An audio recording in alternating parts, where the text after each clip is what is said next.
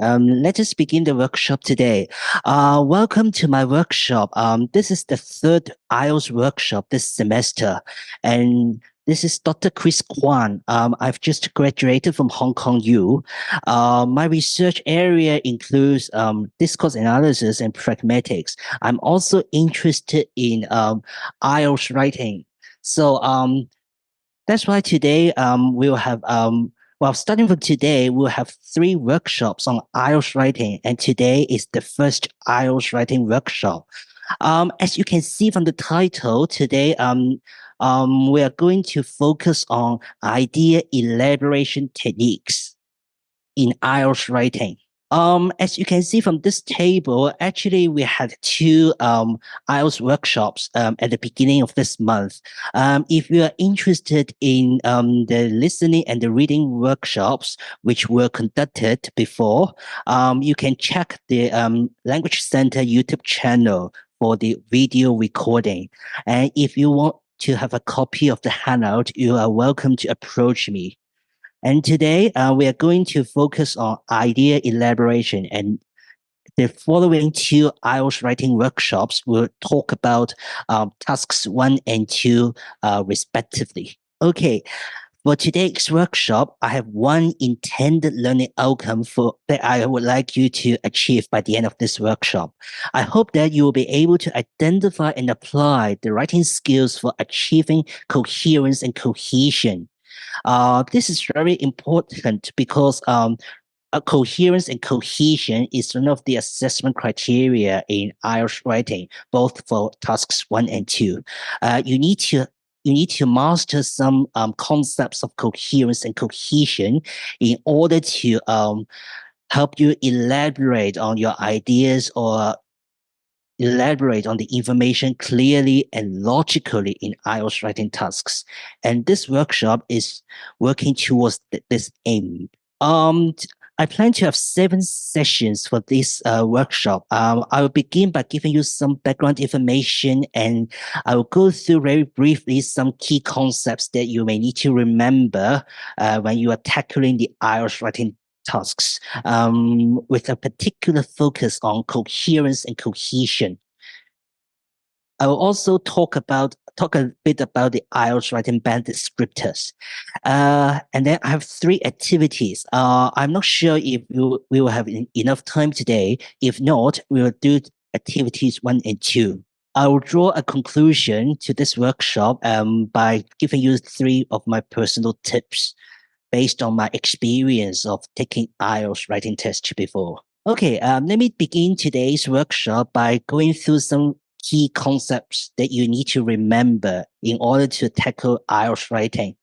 I think you know that from your writing courses before, we need to have a topic sentence for each body paragraphs, right? A topic sentence puts forward a main idea, just one main idea. But it is not good enough to have just one sentence, just one topic sentence for one paragraph, one body paragraph. So we need to have some other sentences that we can include to support the topic sentence, and that is the supporting sentences, right? I think you have heard about these terms in your previous writing courses, but this is just a quick recap before we do the activities today. We'll have when we are constructing a body paragraph, we have a topic sentence and we have supporting sentences. Usually, what do we do in supporting sentences? Do you know? Any quick responses from Hay or Amy? Let me give you a hint. We usually use 2 E's. The 2 terms that I'm going to mention begin with the letter E. They are elaborations and examples. All right. Can you look at the right of the screen? At the right of the screen, you see 2 paragraphs, right? One talking about obesity, and the other one about pupils' behavior. You can see some sentences highlighted in yellow, right? Sentences highlighted in yellow. Okay, can you look at the first paragraph? obesity, the paragraph about obesity. What is the function of the sentences highlighted in yellow? Are they elaborations or are they examples? Elaborations, right? I think you know this is actually an elaboration. Um, it is an elaboration because it gives readers some additional information about the topic sentence. The topic sentence introduces the concept of obesity, and then the sentences beginning with part of the problem, blah, blah, blah, blah, actually elaborates on the term obesity by giving a possible reason for the problem.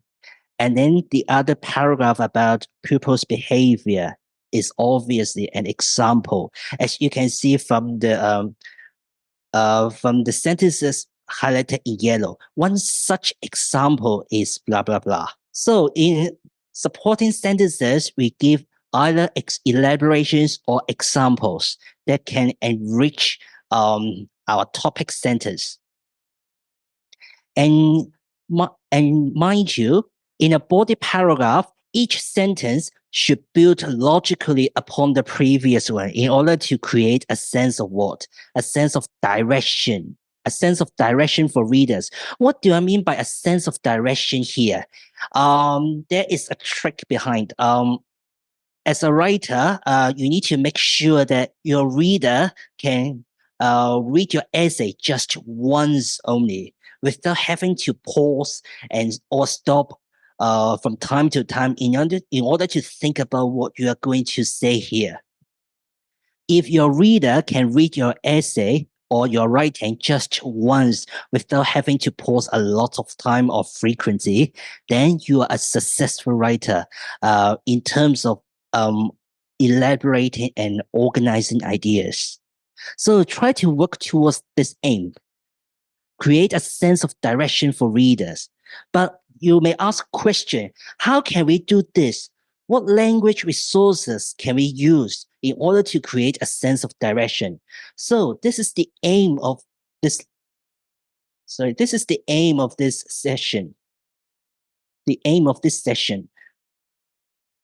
And we are going to see how we can use different linguistic devices to create well elaborated and at the same time well organized paragraphs. So apart from ideas like topic sentences, supporting sentences, elaborations, examples, another key concept that we need to remember is coherence and cohesion.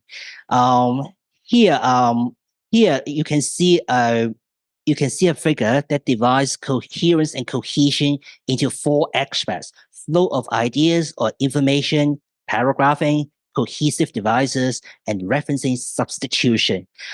These terms are not made or created by me, but if you look at the IELTS band descriptors, which I've attached to your handout, do you have the handout, a separate handout page, the last page of your handout? You can see you can see the IELTS writing band descriptors, or maybe let me share the handout with you. So can you see the Word document? Okay, good. Um, you can see I've included three bands here, band 5, 6, and 7. And if you want to achieve band 7 or above, you can have a look at the assessment criteria here. The first one concerns flow of ideas, information. That is, ideas are logically organized and there is a clear progression. Here the descriptor uses the term clear progression. That's what I mean by the direction in your writing. There, you need to show your reader that there is a direction in your writing. And I actually have an example in your handout showing you how we can create a direction in the writing. And we will talk about that example very soon. Apart from flow of ideas or information, we also use cohesive devices. Cohesive devices are some words like pronouns or um, some pronouns or some use of vocabulary items in order to tie a text together or connect ideas together. Here you can see in the assessment criteria, the exam actually expects you to use a range here. The keyword is a range of cohesive devices like reference and substitution. I will go through these two terms in a minute. Okay. Apart from flow of ideas, information, and also the use of cohesive devices, if you want to get a band 7 in IELTS writing, you need to have good paragraphing. You can't just put all your ideas in just one single paragraph. That's not enough. You need to have different paragraphs. But you may ask a question, how many paragraphs should we include in the IELTS writing text? IELTS writing test. It depends because we have tasks 1 and 2, right? I will talk more about paragraphing in tasks 1 and 2 in my coming 2 workshops.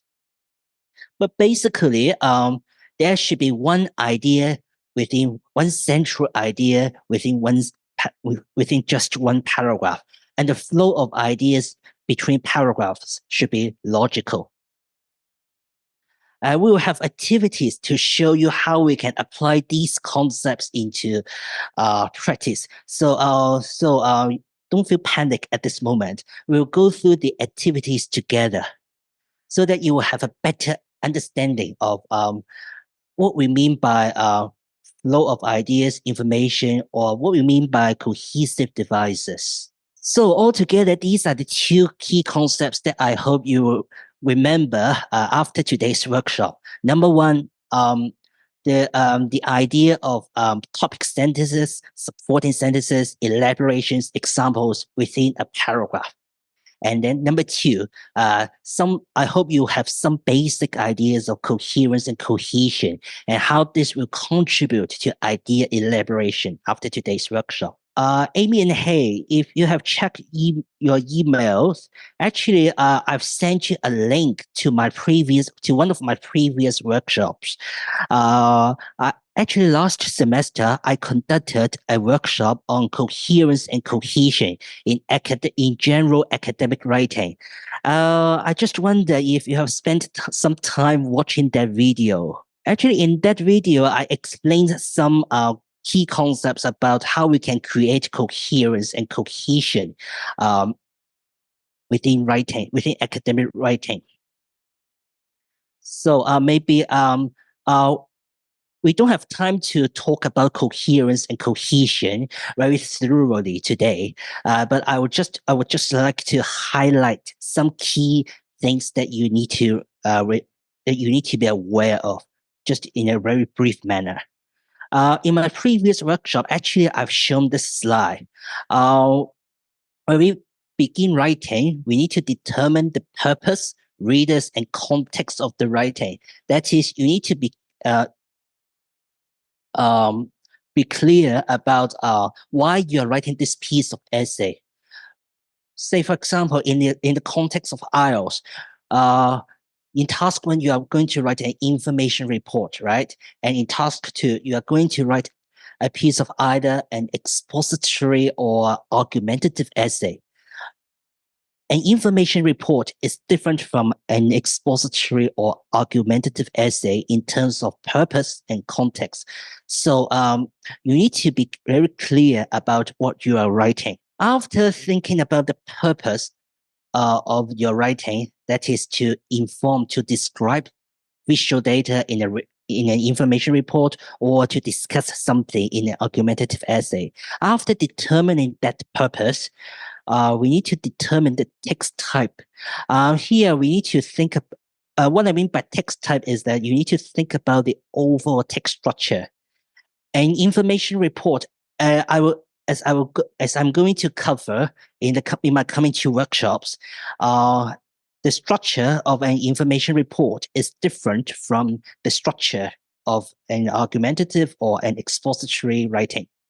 So you need to get the right text structure in order to show your readers that, okay, my assessor, actually, as you can see, this time I'm writing an expository or an argumentative writing. Okay, this is my text. So you need to get the overall text structure very appropriately because that can affect the overall score of your IELTS writing. After thinking about the text structure, then we go down to the paragraph level. We need to think about how to structure a paragraph. Here you can see a topic sentence followed by elaborations or examples.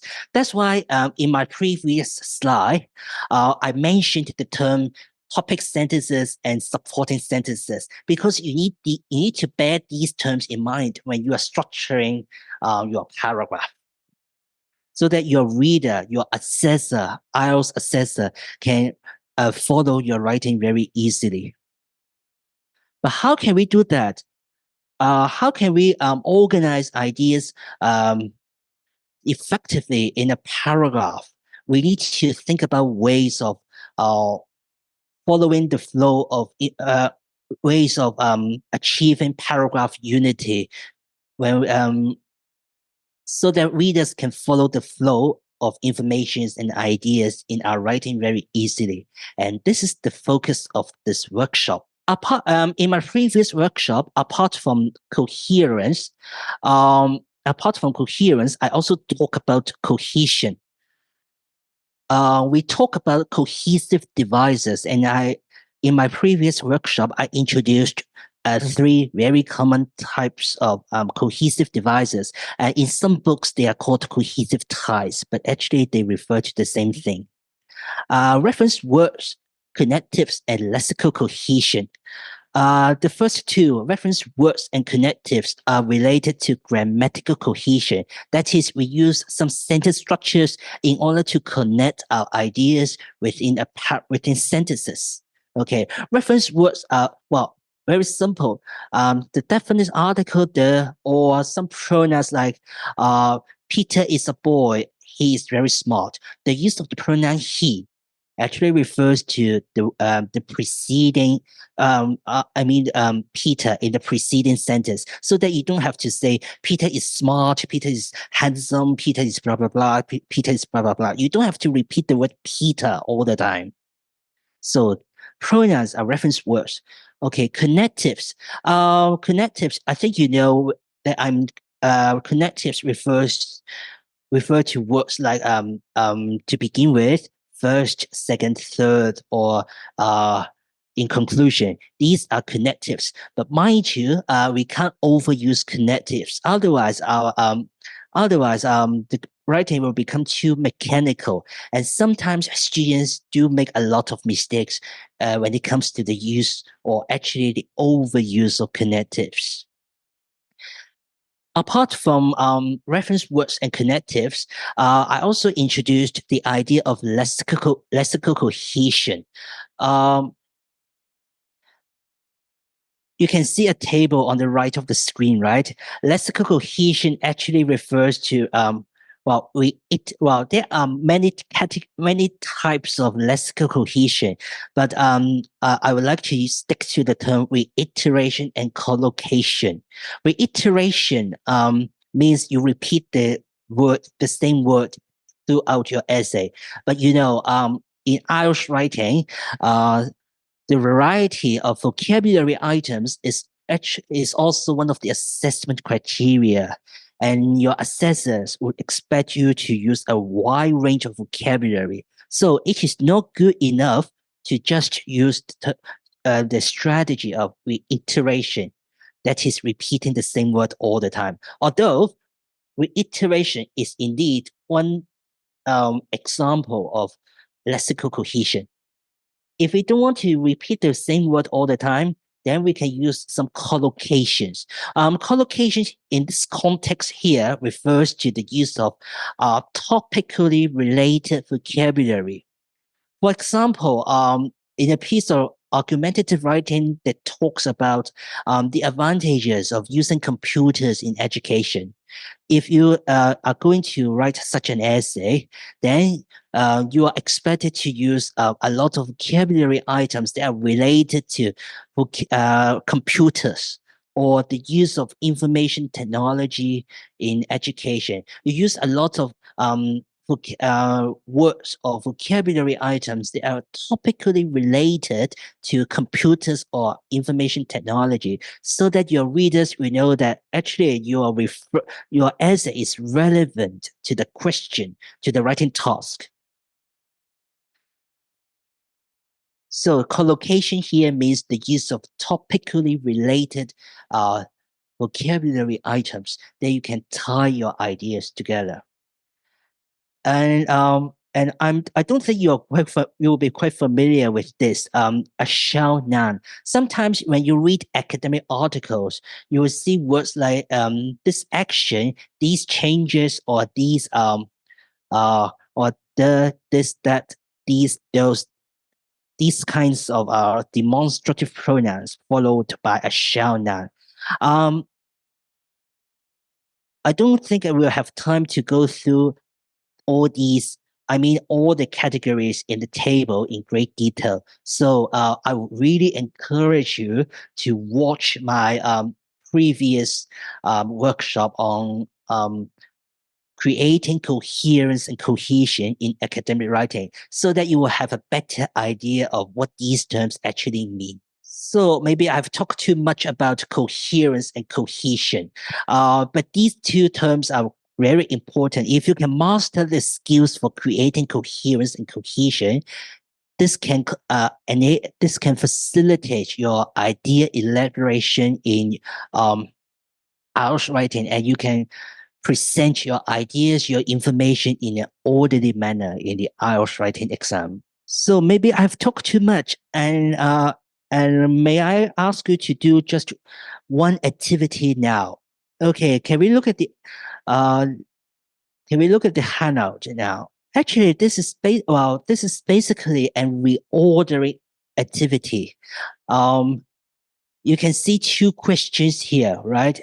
Number one and number two on the following page. For each question, you can see a number of sentences, or some of them are actually clauses only. Okay, clauses A, clauses or sentences A to G in question one, and then clauses or sentences A to H in question two. Can I ask you to reorder them? Let's focus on this one first. Can I ask you to reorder the clauses or sentences so that these clauses and sentences can form a body paragraph? Uh, can you do this for questions one and two first? And then we can do sorry, and then we can do part two together. I'll give you some time to read the clauses and sentences here first, and then you do the ordering. You put all these clauses and sentences into order. But mind you, one of these choices are not necessary. One of these choices is not necessary, because it only distracts your attention. It is there just to distract your attention. Okay, so that is the trick. As I put in the instruction here, one of the clauses or sentences is not needed. So maybe you need some time to do the reordering first. Okay. Can I give you about 5 minutes? 5 minutes to do the reordering, and then we'll go through the the two paragraphs and study the use of cohesive devices and the way ideas are organized. The whole paragraph begins with children can easily find information on the internet, and this is the key topic of this sentence. Sorry, I read the wrong sentence. The key topic of the sentence should be spending too much time on the internet. Okay. Apologies for my mistake. Okay. It actually the paragraph talks about the fact that people are or actually children in this paragraph are spending too much time on the internet and they don't have enough exercise. So this paragraph is basically um, about the problem. And in the last sentence, parents should encourage their children to turn off the computer and spend time outside playing physically active games. So actually, this is the writer's proposed solution to the problem. You can see a very clear problem solution structure in this paragraph. You can see this. You can see that this is the complete paragraph. The key topic is spending too much time on the internet, right? Spending too much time on the internet.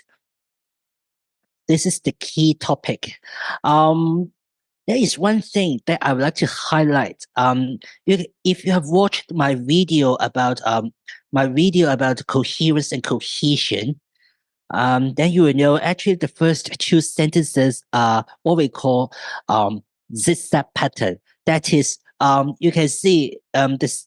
Well, you can see that in the sentence, spending too much time on the internet can have a bad effect on children's health. Towards the end of the sentence, the key idea of children is being picked up, used again as the topic of the subsequent sentence. That is, children need a lot of physical exercise to stay healthy. So this is what I mean by a zigzag pattern. Some elements in the preceding sentence are being used as the topic of the following sentence. If you want to know more about what it means by zigzag pattern, again, watch my previous video. And then if you look at the sentence, children need a lot of physical exercise until they do not get enough exercise. Here, actually, the writer is using a constant pattern for paragraph organization.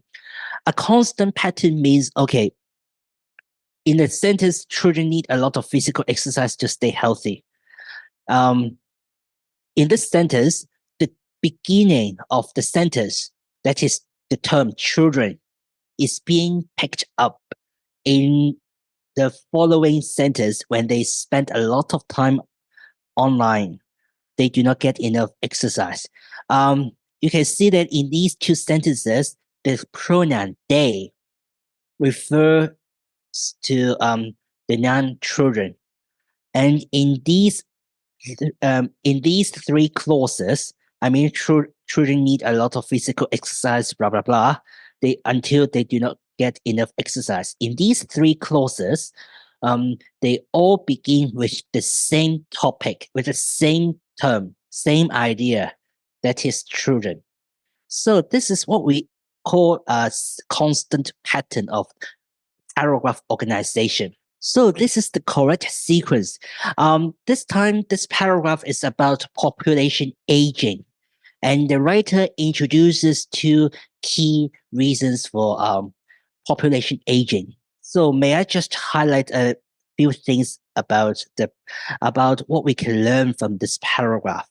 Population aging results from here. Here the writer mentions two reasons, right? Two reasons, right? And you can see the text or the sentences highlighted in blue are related to the first reason, that is decreasing birth rate. And then the sentences or the parts of the text highlighted in green are related to the second reason. So you can see a clear internal organization within this paragraph. And unlike the previous paragraph, this paragraph is characterized by the use of language of cause and effect, like results from, attributed to, due to, results, and the last again, results from. Actually, these are good words that you can use in your writing whenever you want to introduce the reason.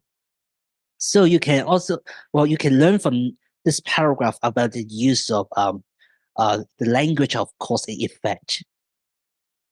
And again here, this is an example of lexical cohesion. You can see the third line changes, right? Availability of family planning and changes in how people feel about work and family. Okay, here you can see the word changes. And then in the following sentence, you can see these changes, right? So the writer would like to elaborate on the term, elaborate on what it means by changes, right? The writer wants to be more specific about the changes. So um, the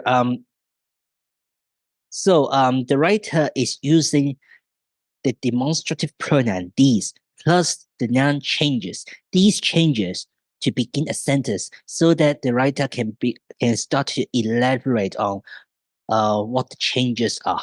Okay, there are three in total mentioned by the writer. Okay, so these are the few things that I would like to highlight from the two paragraphs.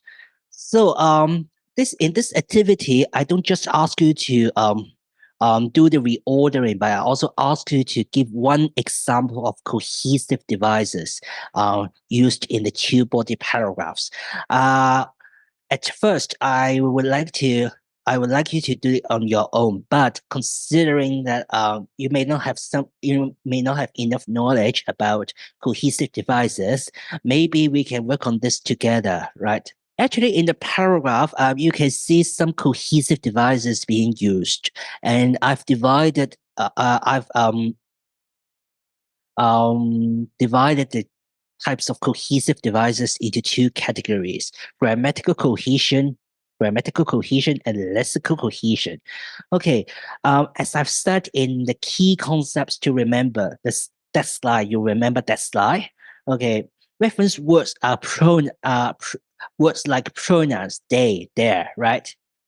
I think you have covered this in your secondary education, so maybe it would be a bit redundant for me to go over them in great detail. Okay, they, there. The use of pronouns to avoid repeating the same noun all the time. And there are two connectives, however, and these two connectives have different functions in the paragraphs, namely to mention a contrasting situation. A contrasting situation is the one that is different. Is the one that is different from what you said in the previous sentence. So you use the term "however" to introduce a contrasting situation. And for lexical cohesion, again, you can see reiteration and collocation. These are the words being repeated in the paragraph that you have read. Spend time, children, healthy, and physical exercise. These are the terms that were repeated in the paragraph. But as I've said, we need to show good variety of vocabulary, right? So we need to have collocations. You can see there are basically two sets of collocation. Internet, online computer, these are related to technology. And finally, we have physical exercise and physically active games. They are, well, basically the meaning are similar. Um, the trick here is you change the adjective physical to the adverb physically. And then in the second paragraph, again, you can see four types of cohesive devices. This time, there is a variety, something new that you can't find in the first paragraph. Uh, Here, the use of the relative pronoun which, right? Here, which results from improved healthcare and better living conditions. It is actually a non-defining or non-restrictive relative clause that adds information about the preceding noun here. All right.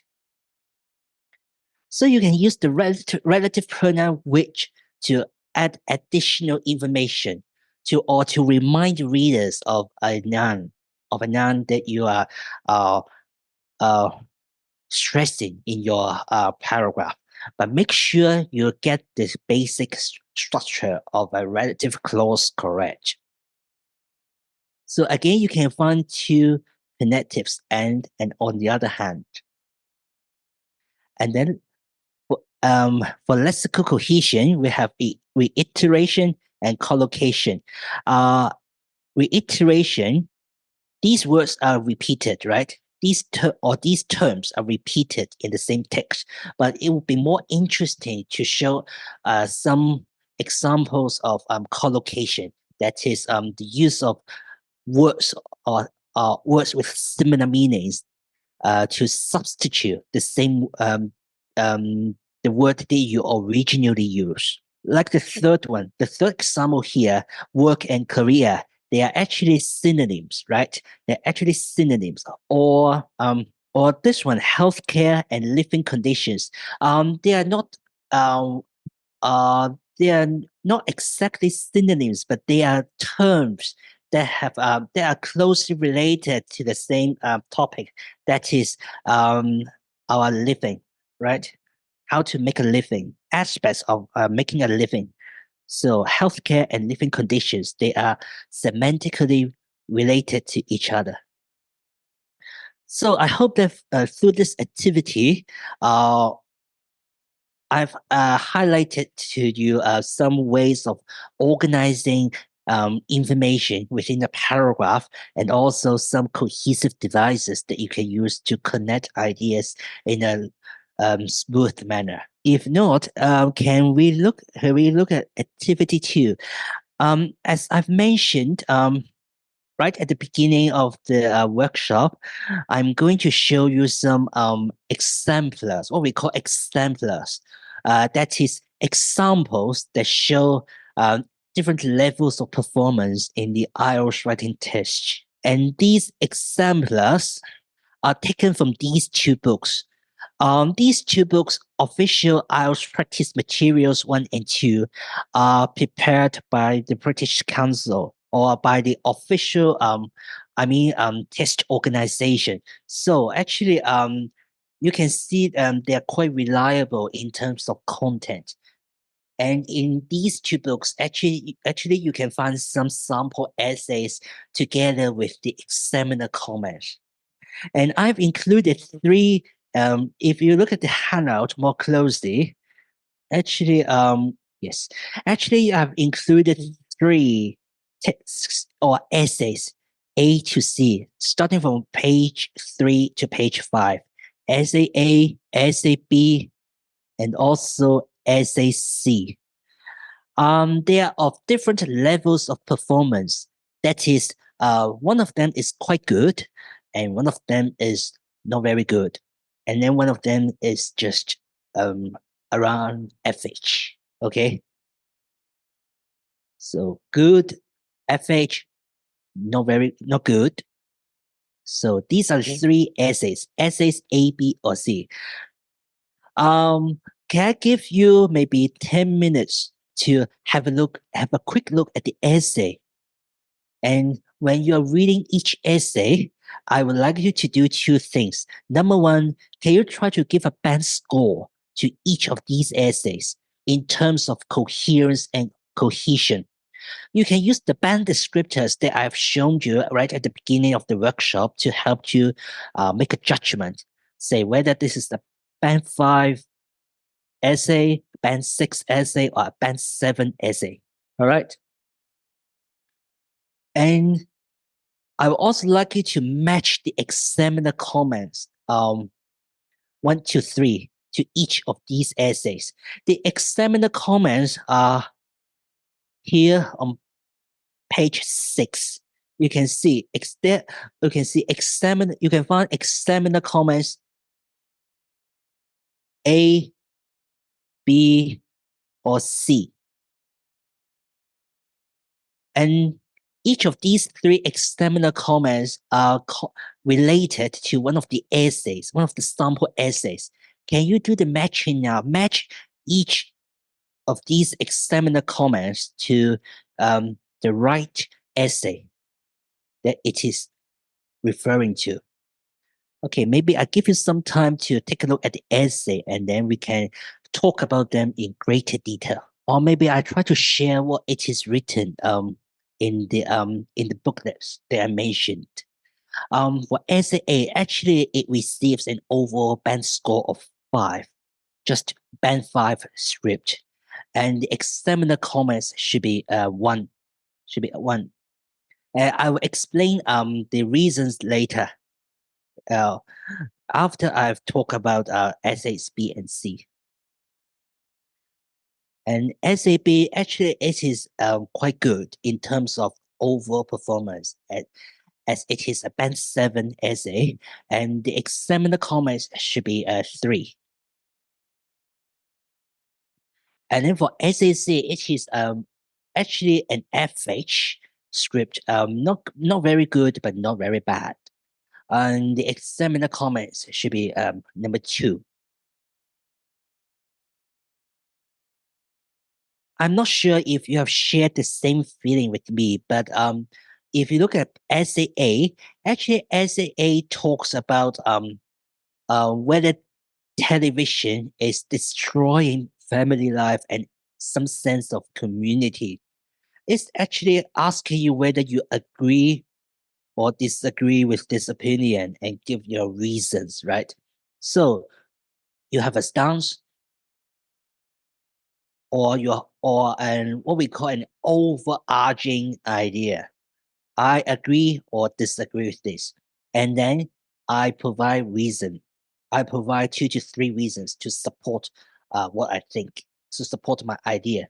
That's the whole point of this essay. But look, here in this essay, there are um, sentences that are not relevant or irrelevant to the question. The student talks a lot about the evolution in technology, like something like we had black and white TV, we had now we have colored TV and also cable TV, and then the student or the candidate also talks about the situation in Southeast Asia, in the in the Philippines, or what businessmen and employees do uh, for entertainment. But actually, these materials or these sentences are not related, are not answering the question, right? The um, one one recommended approach to this question is to state your opinion first. You agree or disagree with this opinion, and then you give reasons to support your opinion. But unfortunately, this student chooses a wrong text structure. As I've mentioned right at the beginning of the workshop, it is very important to determine the purpose of the writing. That is to explain your opinion with reasons to your reader. But unfortunately, this candidate, doesn't do that. So the candidate actually receives a very low score for this essay. There are some or a few sentences which can be relevant to the topic, as I've highlighted here. But as you can see uh, in this highlighted part, there are some issues that modernization, new technology, blah blah blah. But basically, this is just copying this question without giving any sort of personal opinion. So this is not recommended in IELTS writing.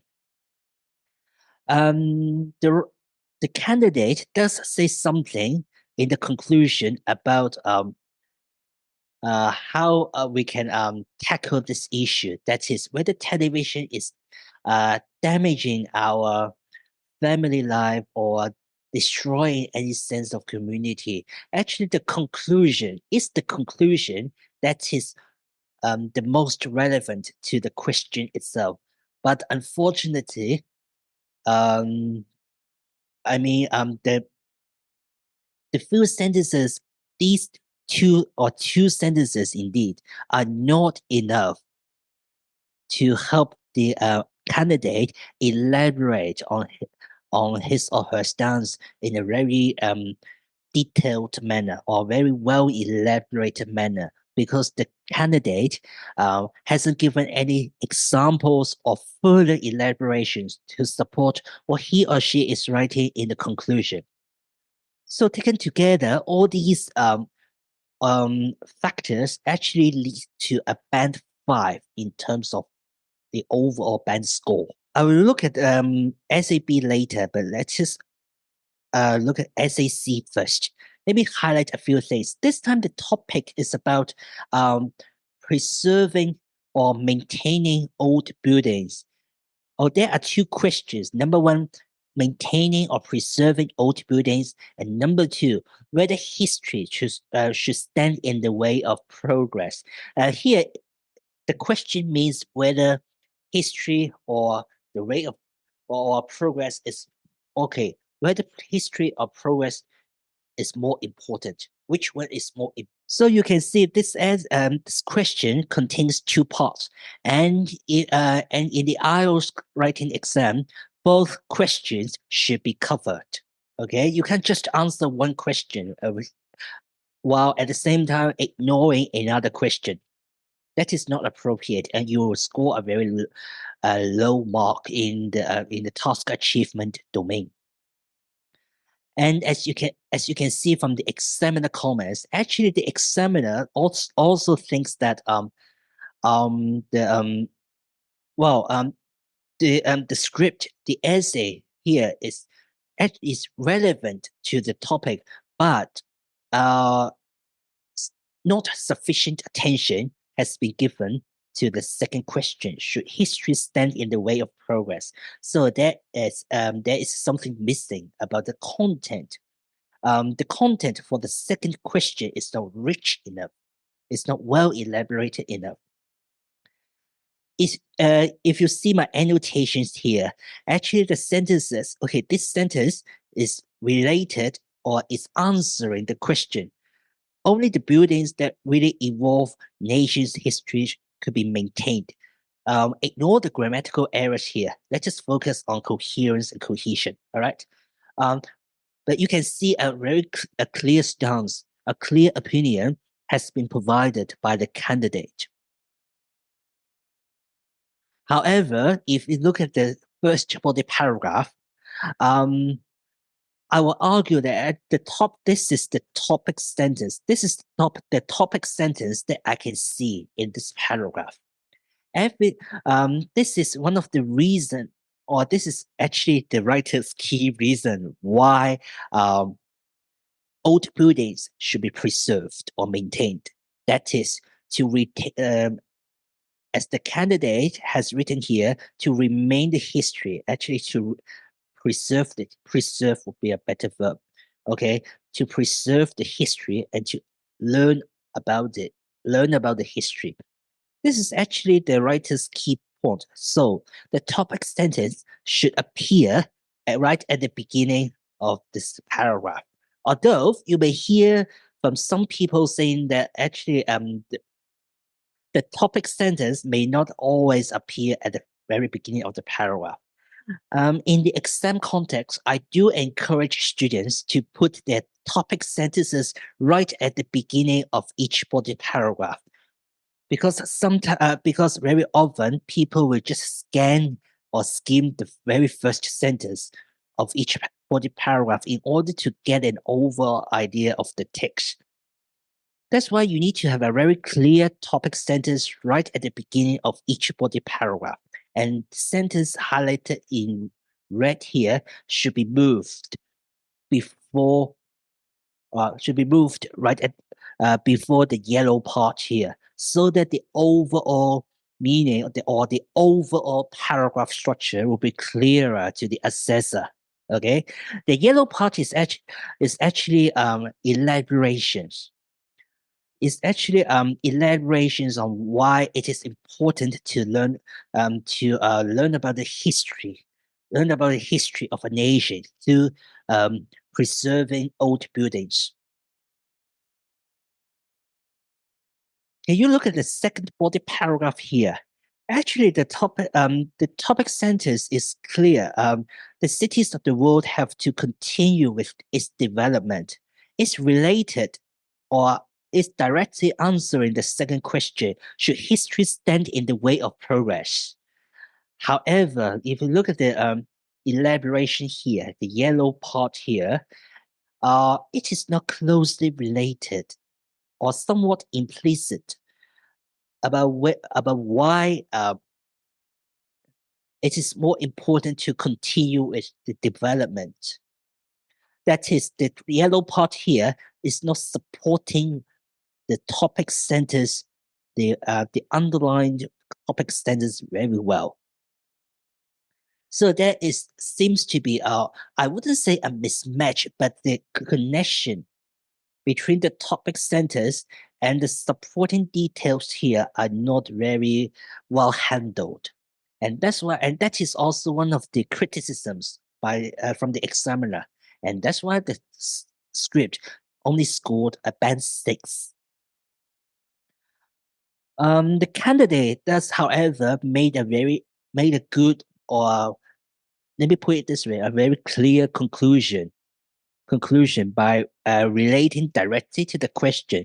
But the main weakness of this script in terms of coherence and cohesion is that um, the paragraph structure, I mean the structure of the body paragraphs, are not really um, well handled, because in the first body paragraph, the topic sentence could come. It would be clearer if the topic sentence could come before the elaborations here. And for the second body paragraph, more elaborations, supporting details, or even uh, examples um, could be added in order to add details to support the topic sentence here. The cities of the world have to continue with its development. So overall, SAC scored band 6 because of um, mainly because of the issue with paragraph structure, and also the way it is answering the second part of the question. So let's just look at SAB. SAB is actually a very good essay, although by no means it is perfect. No, by no means. Well, it is. Well, actually, like every piece of writing, no text is perfect. Every piece of writing can be improved to a different extent. Uh, this band 7 essay, of course, can be improved and can be upgraded to band 8 or even 9, or sometimes 7.5 or 8.5. But as a band 7 essay, it is quite good in terms of some aspects related to coherence and cohesion.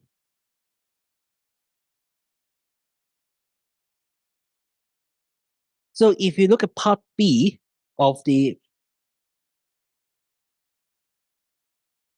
if you look at part B of the activity, actually it is asking you to analyze SA2 more closely and study the examiner comments to see why it is good in terms of coherence and cohesion.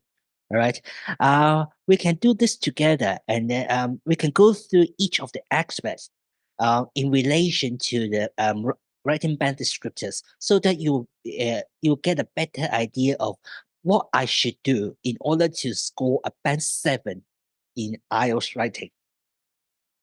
All right. Remember the 4 domains that I mentioned right at the beginning of the workshop in one of the slides. Okay, coherence and, well, in the IELTS writing context, actually coherence and cohesion consists of 4 domains. Number one, flow of ideas and information. Okay, as you can see in SAB, actually the writer's position is very clear. If you look at I'm showing you the text and also the table in part B in parallel. Okay, okay, let's just talk about the flow of ideas or information. You can see in the introduction, a clear position is given in the last sentence. That is my opinion. My personal opinion is that eating at home is better for the individual and the family than eating out. This is a very clear position that is directly related or directly answering the question. The question is asking you whether you agree or disagree with the sentence or the statement that cooking and eating at home is better for the individual and the family than eating out in restaurants or canteens. Whether you agree or disagree with this statement. And the candidate has done a good job. That is to state his or her personal opinion in a very explicit manner. And this opinion is repeated in the last sentence of the conclusion as well. So I personally prefer eating at home. So you can see there is a very close connection between the introduction and the conclusion, right? In terms of stance, the stance or the position is consistent throughout the essay, as I put here. So you won't see any sentences that are contradictory to the writer's initial opinion, right? Every sentence in the text actually supports the writer's or the candidate's position, and that is consistently done. And the ideas are logically organized. For example, if you look at the first body paragraph here, actually, there are three body paragraphs, and in each body paragraph, you can see consistent structuring of or sequencing of ideas. The writer first points out one disadvantage of eating out. Look at the first paragraph. One disadvantage of eating out is that the cost of eating in restaurants is much higher than eating at home. As I've highlighted in gray here, okay, the cost of eating is too high in the restaurant in restaurants. Okay, this is one of the disadvantage being pointed out. But immediately after this disadvantage, the writer talks about or actually highlights the advantage of eating and cooking at home. As you can see in the highlighted part here in yellow. I'm using the term home dining because I would like to show some variety in terms of use of vocabulary. Home dining, okay. The yellow part actually highlights the advantage of home dining, and this part supports the candidate's position. So you can see the candidate actually does the same thing for each of the body paragraphs here.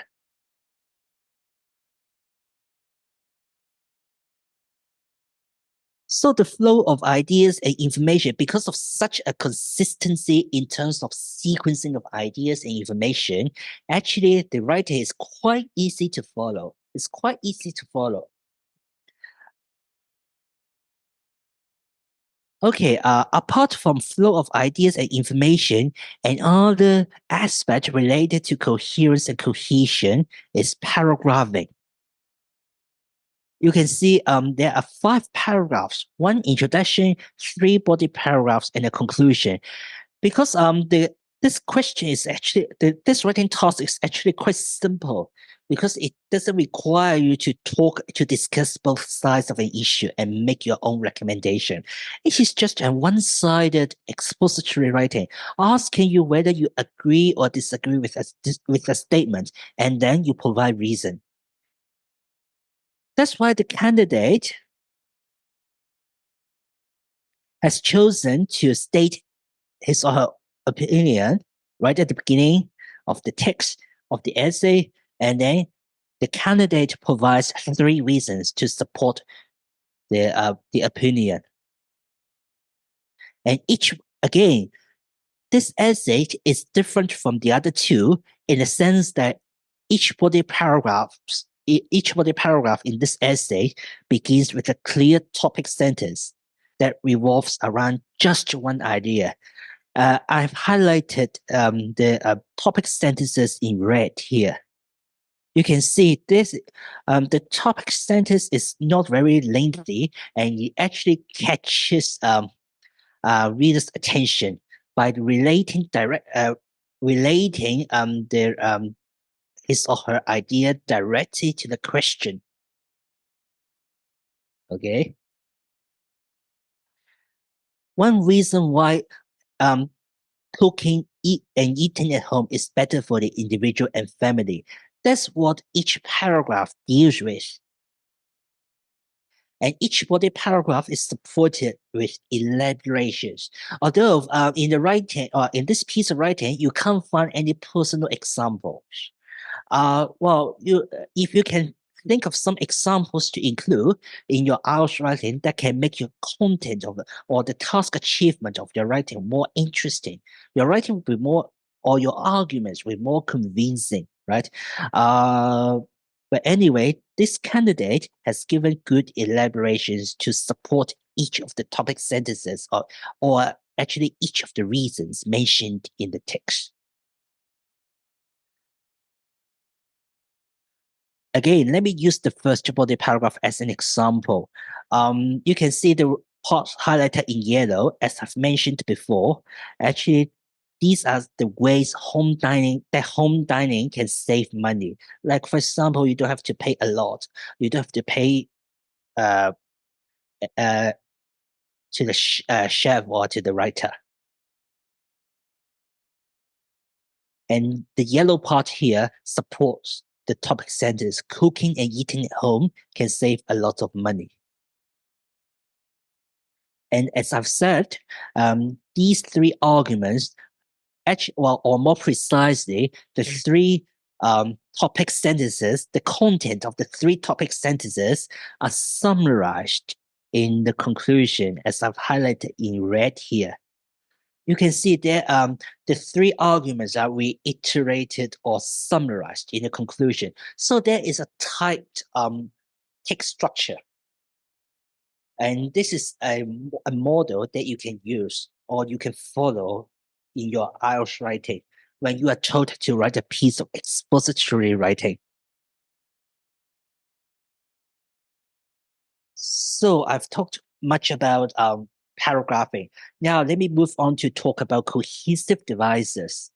You can see there are some good examples of cohesive devices like the relative pronoun. Okay. Um, in the first body paragraph, you can buy cheap vegetables and meat, which may cost only 10% of the same food in a restaurant, which may cost only 10% of the same food in a restaurant is actually a relative pronoun that gives additional information about the preceding noun, that is cheap vegetables and meat. Actually, if you know the structure of a relative clause very well, you can try to use some relative clauses to not just to connect two adjacent sentences, but to add additional information that you would like your readers to know or to learn about. But just to make sure that you know the basic structure of a relative clause. And I can find an example of a stationary noun. This case, yes, in the second body paragraph. In this case, actually, a stationary noun. Okay, here it includes a demonstrative pronoun this, and then a noun case. The noun, okay, the word case actually summarizes what is being said in the previous sentence. But instead of repeating the same sentence again, the candidate uses the noun case to summarize the situation described in the previous sentence. And one key feature that you can observe in the text is the use of linking words, or more specifically, sequencing words, like first, second, and finally. And in the example, in the conclusion, conclusion, not example. In the conclusion, um, the writer also uses in brief to alert the readers that, okay, now I'm drawing a conclusion. But I do have one suggestion here concerning the use of sequencing words. Sometimes the use of first, second, and finally is actually okay. But as I've said here, we do need some variety. We need to show our assessors some variety, and we know some other more elegant ways of organizing paragraphs. So I have given a suggestion here. And I've mentioned a bit about this in my previous workshop, but let me talk about this suggestion here in greater detail. Sometimes you can use, well, I've given two examples here. You can use the structures apart or aside from, besides, in addition to. Okay, I've put a formula here, but what I mean is you can use this structure like besides like this one, besides money saving, home dining allows you to freely select your favorite dishes to cook and eat. Here, one of my personal tips is instead of just start a new argument on a new reason with a simple sequencing connective like second. What you can do is to use a noun phrase to summarize what you have said in the previous paragraph first. Since the first reason provided by the writer is about money saving, right? I'm using a noun phrase here, money saving, to summarize what I've said in the previous sentence, in the previous paragraph. Then I move on to give a sentence. A sentence. Home dining allows you to freely select your favorite dishes to cook and eat. To introduce the reason that I'm going to elaborate on further. So this kind of rhetorical skill is actually something that you can practice before your test, and it allows you to create a smooth transition from one paragraph to another. And to do this, you can use words like apart or aside from, besides or in addition to help you achieve this purpose. You use apart, aside from, besides or in addition to, like the one that I'm highlighting here, to introduce before a noun phrase that summarizes what you have said previously before you mention a new argument or a new reason, instead of like what the candidate does. Okay, the candidate simply begins each body paragraph directly with the reason that he or she is going to talk about in the paragraph. But what I'm suggesting here is that you can think about better transition between paragraphs. So you can consider using this sentence structure in order to create a smooth transition between paragraphs. This is also what I encourage my students to do in their writing.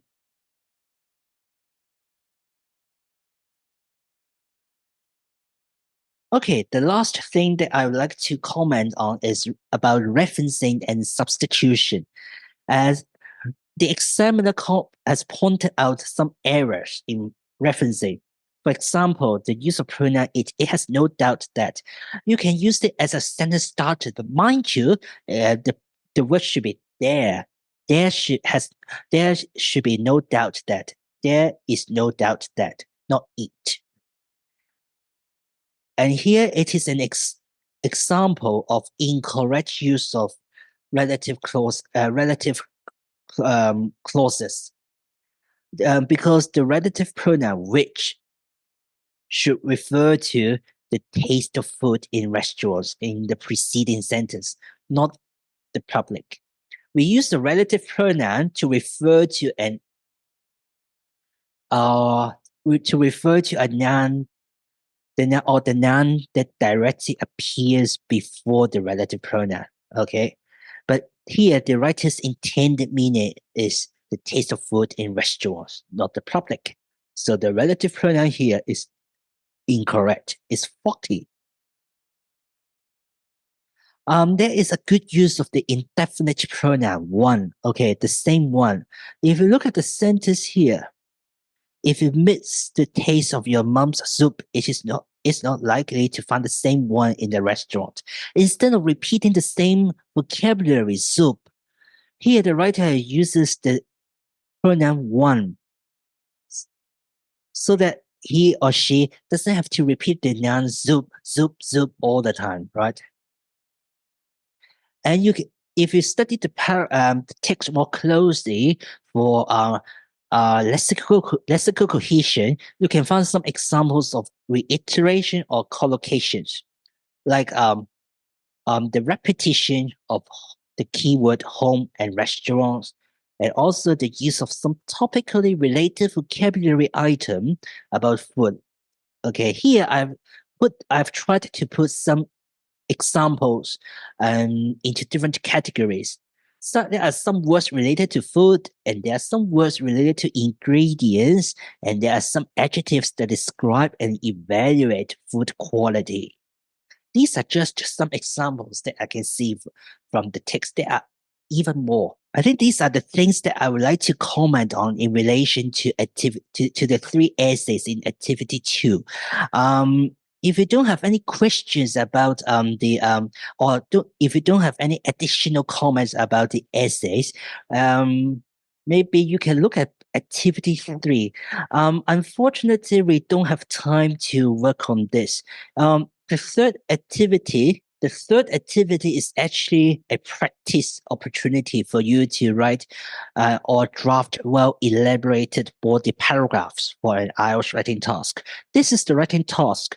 It's actually about a gap, about whether it is a good idea or not to take a gap year. And I've given you two body paragraphs here. The first body paragraph deals with the benefits of taking a gap year in terms of personal, cultural, and professional levels. And the other body paragraph deals with the advantages of the disadvantages of a gap year. But here I'm using a sentence starter to, as I've said before, to summarize what I've said in this paragraph. Before I go on to talk about the disadvantages. So two body paragraphs, one about the advantages of taking a gap year, and one body paragraph talking about the disadvantages. I don't think we'll have time now, but if you wish, you can draft this body paragraph at home, and you can send it to me for feedback. And let me show you my email address. So this is my email address. If you're interested in this writing task and you would like to send your written work or your draft body paragraphs for my feedback, you can do so. And this is my email address. You can I will give my feedback to you through email as well. Okay. Time is running out, so maybe it would be good for me to wrap up the session now. Uh, I hope by the end of this workshop, you have achieved this intended learning outcome. Uh, Maybe it takes time for you to practice the skills that we have covered in the session. But I hope that maybe at some point of time in the future, you'll be able to apply what we have discussed, what we have covered or mentioned about coherence and cohesion to help you develop and elaborate on your ideas and information in your writing effectively in the IELTS writing tasks. So, as a usual practice for my workshops, actually, I would like to offer three personal tips. Number one, before writing, you need to brainstorm the arguments that you would like to include in your writing. Many students simply begin I mean, in the exam condition, many students simply begin their writing um, without thinking too much, without doing some planning or thinking too much about the content. That's not appropriate because you may not be able to produce a very well structured piece of writing. So it would be good to think ahead what your opinion is, what your opinion about the writing task is. And then you think about the arguments to support your opinion. You think about all these first, and then you think about the order, which argument comes first and which comes last. You'll have a rough idea. At least you should have a rough idea about the content or the arguments that you want to include before you're writing. This can help you structure, or this can help you do the paragraphing more appropriately. And my second tip is to practice the common thematic progression patterns and cohesive devices. I didn't talk a lot about thematic progression patterns because it takes time to explain them to students. And again, I would encourage you to watch my previous video, the video of my previous workshop about coherence and cohesion in order to learn more about what I mean by thematic progression patterns and the use of different types of cohesive devices.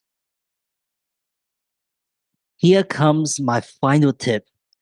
Sometimes when marking an essay, sometimes I spotted that sentence and I always ask the student, and I ask the student, how is this sentence related to the previous or preceding sentence? What I mean here is uh, sometimes in a paragraph, there is a sentence that is not related to that paragraph.